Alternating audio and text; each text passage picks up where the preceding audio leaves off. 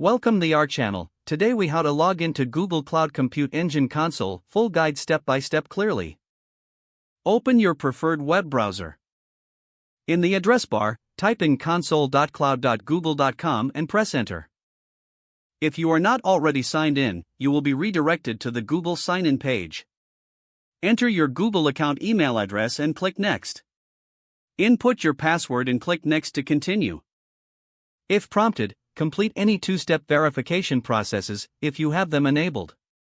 Once logged in, you will be taken to the Google Cloud Console dashboard. On the left sidebar, locate and click on Compute Engine. If this is your first time accessing Compute Engine, you may need to enable the API.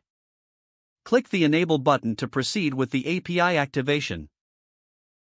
After the API is activated, you will be redirected back to the Compute Engine page.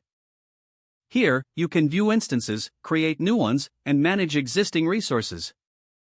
If required, use the search bar at the top to search for specific services or settings. Explore the options presented in the menu to familiarize yourself with the capabilities of Compute Engine. Remember to log out when you are finished by clicking on your profile icon in the top right corner. Select Sign Out from the drop-down menu to securely exit the console. If the page does not load, refresh the browser or try again in a private or incognito window. Make sure you are using the correct email address, then retype it carefully to avoid small typos. If your password is not accepted, use the reset option and create a new strong password you can remember.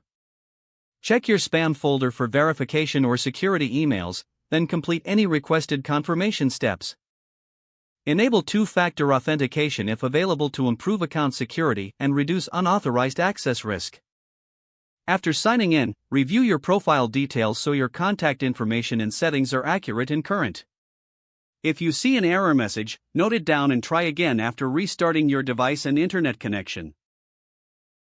Log out when you finish, especially on shared devices, to keep your account and payment information secure. If the page does not load, refresh the browser or try again in a private or incognito window. Make sure you are using the correct email address, then retype it carefully to avoid small typos. If your password is not accepted, use the reset option and create a new strong password you can remember. Check your spam folder for verification or security emails, then complete any requested confirmation steps. Enable two-factor authentication if available to improve account security and reduce unauthorized access risk. After signing in, review your profile details so your contact information and settings are accurate and current. Don't forget to like this video and subscribe to our channel for more step-by-step tech guides.